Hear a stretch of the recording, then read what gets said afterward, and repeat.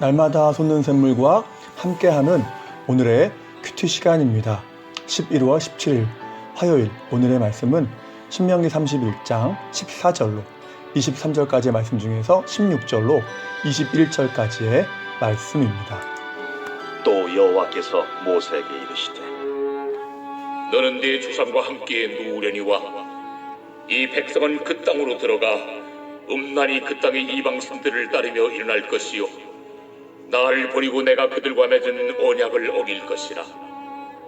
내가 그들에게 진노하여 그들을 버리며 내 얼굴을 숨겨 그들에게 보이지 않게 할 것인즉 그들이 삼킴을 당하여 허다한 재앙과 환난이 그들에게 임할 그때에 그들이 말하기를 이 재앙이 우리에게 내림은 우리 하나님이 우리 가운데에 계시지 않은 까닭이 아니냐 할 것이라. 또 그들이 돌이켜 다른 신들을 따르는 모든 악행으로 말미암아 내가 그때 반드시 내 얼굴을 숨기리라. 그러므로 이제 너희는 이 노래를 써서 이스라엘 자손들에게 가르쳐 그들의 입으로 부르게 하여 이 노래로 나를 위하여 이스라엘 자손들에게 증거가 되게 하라. 내가 그들의 조상들에게 맹세한 바 젖과 꿀이 흐르는 땅으로 그들을 인도하여 드린 후에 그들이 먹어 배부르고 살찌면 돌이켜 다른 신들을 섬기며 나를 멸시하여 내 언약을 어기리니 그들이 수많은 재앙과 환난을 당할 때에 그들의 자손이 부르기를 잊지 아니한 이 노래가 그들 앞에 증인처럼 되리라. 나는 내가 맹세한 땅으로 그들을 인도하여 드리기 전 오늘 나는 그들이 생각하는 바를 아노라. 새로운 아침입니다. 여호와 하나님은 우리에게 늘 은혜를 주시는 분이십니다. 노래의 역사는 참으로 오래되었습니다. 그리고 이 노래는 여러 가지 용도로 사용되었죠. 특별히 성도에게는 하나님을 찬양하는 일에 참 많이 사용되었습니다. 다윗은 성가대를 최초로 조직해서 하나님을 온전히 찬양하기도 했는데 오늘 본문에서는 인간의 연약함 때문에 노래를 사용하시는데요. 자, 그러면 본문에서 주시는 메시지는 무엇입니까? 먼저 16절을 보면 하나님께서 이스라엘의 미래의 모습을 예고하십니다. 그들이 장차 가나안 땅에서 우상을 섬기고 언약을 어긴다는 것이죠. 그러면 그들이 우상을 섬기고 언약을 어기게 된 원인은 무엇일까요? 본문에서 두 가지로 언급하는데 첫 번째는 외부적인 환경의 영향입니다. 16절을 보면 이 백성이 그 땅으로 들어가 음란히 그 땅의 이방신들을 따른다라고 합니다. 그 땅에 들어가면 거짓되고 악한 우상들이 넘쳐나는 환경이라는 거죠. 죄성을 가진 그 백성들이 이러한 환경에 영향을 받아서 동화된다는 것입니다. 자, 그런데 우리 역시 마찬가지입니다. 우리도 얼마나 우상이 많은 시대를 살아갑니까? 이 시대는 특별히 자기를 섬기는 시대 아닙니까? 자기를 위해서 재물, 인맥, 내 자존심, 권력, 쾌락이라고 하는 우상을 섬기면서 살아가죠. 롯이 소돔 사람들의 불법한 행실을 보고 그 심령이 상한 것처럼 우리 또한 그렇게 영향을 받을 수 있는 것입니다. 그래서 성령 충만이 필요하고 기도해야 합니다. 그럴 때에 분별을 통한 구별된 삶이 가능해지는 것이죠. 두 번째는 무엇입니까? 내부적인 환경의 영향입니다. 20절에 보면 그들이 먹어 배부르고 살찌면 돌이켜 다른 신들을 섬기며 라고 합니다. 그들의 삶이 풍성해지면 교만해져서 하나님을 배반하고 우상을 섬긴다는 것입니다. 그래서 아굴이 간구하죠. 잠언 30장에 보면 나를 가난하게도 마옵시고 부하게도 마옵소서. 왜냐하면 내가 배불러서 하나님을 모른다고 할까 두렵습니다. 이것은 이스라엘의 역사뿐 아니라 솔로몬을 통해서도 확인이 가능하죠. 그래서 누구나 힘이 있고 부요할 때에 조심해야 합니다. 특별히 코로나로 인해서 어렵기는 하지만 지금처럼 모든 게 부족함이 없고 풍성한 시대 속에서 이 말씀은 우리가 더욱 무겁고 신중하게 받아야 하는 말씀입니다. 주실수록 더 겸손하고 더 깨어 근신하는 믿음이 되기 위해서 기도하며 몸부림쳐야 하는 것이죠. 자, 그러면 이런 외부적, 내부적인 영향으로 범죄하고 타락하면 어떻게 됩니까? 18절을 보면 하나님께서 그 얼굴을 숨기신다고 합니다. 사울왕을 보면 그가 끊임없이 불순종하고 범죄할 때에 그 얼굴을 숨기시죠. 그때 고백이 무엇입니까? 사무엘상 28장 15절입니다. 사울이 대답하되 나는 심히 다급하나이다. 블레셋 사람들은 군대를 일으켰고 하나님은 나를 떠나서 선지자로도 꿈으로도 내게 대답하지 아니하시기로. 블레셋은 쳐들어왔는데 하나님은 도움을 간구해도 어떤 대답도 없는 것입니다. 은혜를 거둔 거죠. 이것보다 답답하고 암담한 상황이 어디 있을까요? 왜냐하면 은혜 없이 된 것은 아무것도 없기 때문이죠. 그래서 하나님은 고단하고 힘겨운 인생길을 가는 백성들에게 하나님의 영광을 보여주십니다. 얼굴을 보여주시는 거죠. 대표적인 것이 에스겔서입니다. 에스겔 1장에 보면 내 생물의 형상이 나타나는데 모양은 타는 횃불 같고 그 둘레는 높고 무서우며 둘레로 돌아가면서 눈이 가득하다.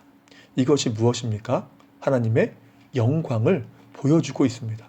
네가 지금 바벨론에서 고단하고 힘겨운 가운데 있지만 여전히 나는 너와 함께하고 지키고 있다. 결코 소망을 잃지 말고 믿음으로 승리해야 한다라는 메시지인 것이죠. 성도는 이러한 영광을 보면서 모든 시련과 유혹의 물결을 뛰어넘는 것입니다. 그런데 그 영광을 보는 가장 중요한 자리가 어디입니까? 예배죠. 예배 중에서도 모두가 함께하는 공예배라는 것입니다. 그래서 공예배는 중요한 것이죠. 자, 그런데 문제는 인간의 망각하는 성향과 죄로 기울어지는 경향성은 자신이 하나님의 은혜로 살아가는 존재임을 자꾸 잊게 하죠. 그래서 19절에서 처방전을 주시는데 하나님의 경고의 말씀을 노래로 만들어서 후손들에게 가르치라는 것입니다. 그럼 이 노래는 무엇입니까? 자, 신명기 32장 1절로 42절까지 보면 바로 모세의 노래가 나오는데 바로 그것입니다.